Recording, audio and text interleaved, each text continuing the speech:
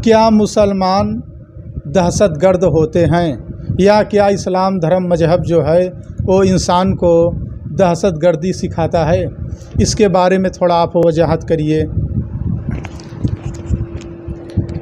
शुक्रिया सर जी, जज़ाकुमुल्लाह। आपका सवाल है कि क्या इस्लाम दहशतगर्दी की शिक्षा देता है, क्या मुसलमान दहशतगर्द होते हैं? सर जी, आप गौर करें, पूरी दुनिया में जहाँ भी मुसलमान हैं, पूरी दुनिया में ख़ास तौर पर मुसलमानों को टारगेट किया जाता है और बाज़ ममालिक, बाज़ कंट्रीज़ ऐसे हैं जहाँ मुसलमानों को सताया जाता है।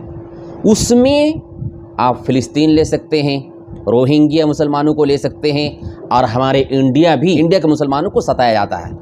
तो मुसलमानों को सताया भी जाता है, मारा भी जाता है, पीटा भी जाता है, काटा भी जाता है, और अभी हमारे इंडिया में गाय के नाम पर दंगा करके मुसलमानों को मारा पीटा जाता है। इसी तरह से मुसलमानों के सिलसिले में हमारे इंडिया में भी ये कहा जाता है कि ये देशभक्ति का प्रूफ पेश करें, और कभी कहा जाता है मुसलमानों को देश से निकाल देंगे।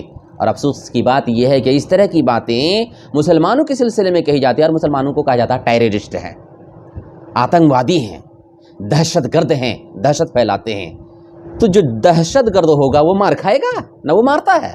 जो आतंकवादी होगा वो मारता है या वो मार खाता है? आतंकवादी, मुसलमानों को आतंकवादी कहते हैं कि आतंक फैलाते हैं, डर फैलाते हैं। और फिर उनकी अजान पर पाबंदी आ रही है, नमाज पर पाबंदी आ रही है, तो आतंकवादी को सताया जाता है या आतंकवादी सताते हैं दूसरे को? तो ये कौन सा तरीका है? तो जो लोग, अगर मुसलमान मार खाते हैं फिर भी दहशतगर्द हैं, तो मारने वाले कौन होते हैं? उनका नाम क्या दिया जाए? तो ये मुसलमानों को बदनाम करने की साजिश और मुसलमानों को सताने का एक बहाना है कि उनको आतंकवादी भी कहा जाए, दहशतगर्द भी कहा जाए, उन्हें टेररिस्ट का लक़ब भी दिया जाए, उनको मारा जाए, पीटा जाए, और उनकी देशभक्ति पर शक भी किया जाए। तो ये सब कुछ नहीं है। इस्लाम और मुसलमान, इस्लाम एक नरमी की शिक्षा देने वाला मज़हब है। इस्लाम धर्म के मानने वाले नरम दिल होते हैं। जब भी किसी पर मुसीबत आती है तो उनका दिल पसेज जाता है, और उनकी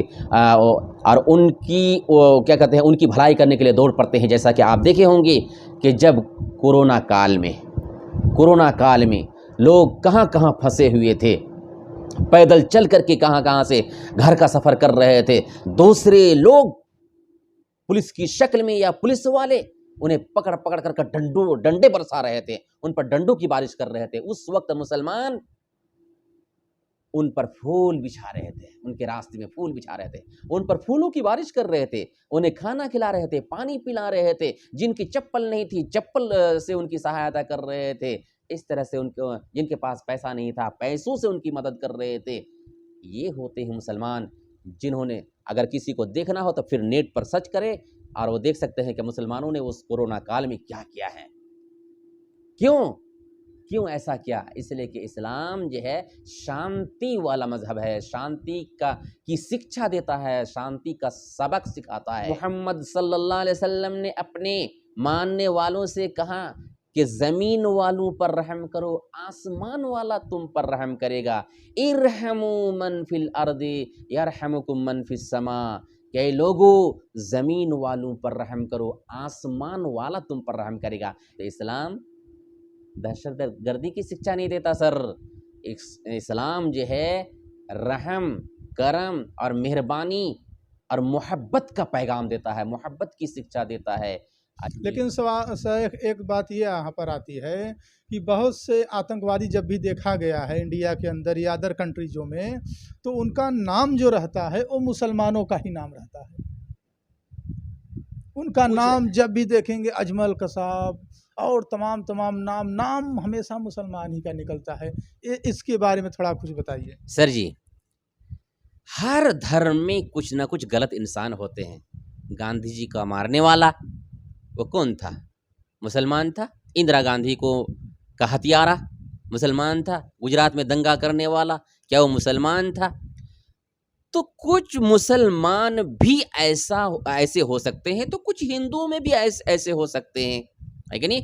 उसकी वजह से दुनिया के तमाम मुसलमानों को आप बदनाम करेंगे और किसी इसी तरह से किसी एक गैर मुस्लिम की वजह से पूरी दुनिया के गैर मुस्लिम को आप जो है बदनाम करेंगे, तो ऐसा नहीं हो सकता। अगर कोई शख्स गलत है, चाहे वो हिंदू हो, चाहे वो मुस्लिम हो, हम उसको गलत कहेंगे। उसकी वजह से पूरे मज़हब को, पूरे धर्म को हम गलत नहीं कह सकते हैं सर। वो शख्स गलत है, वो मज़हब उसका वो जिस मज़हब को मानता है, उस मज़हब को हम गलत नहीं कर सकते और उसकी वजह से पूरी कौम को गलत नहीं कर सकते हैं। कोई अगर राम प्रसाद गलत है, तो वो राम प्रसाद गलत है, पूरी कम्युनिटी का हम गलत नहीं कर सकते हैं, पूरे धर्म के मानने वालों को गलत नहीं कर सकते हैं। अगर कोई क्या कहते हैं अब्दुल्ला गलत है, तो वो शख्स गलत है, हम उसको सजा देंगे, हम उसको सजा देंगे, हम उसको गलत कहेंगे। उसकी वजह से पूरी कौम को गलत नहीं कर सकते हैं सर। बहुत बहुत शुक्रिया शेख आपको बताने के लिए। यानी कोई एक इंसान गलती करे तो उससे गलती से पूरे धर्म को, पूरे उसके बिरादरी को बदनाम न किया जाए।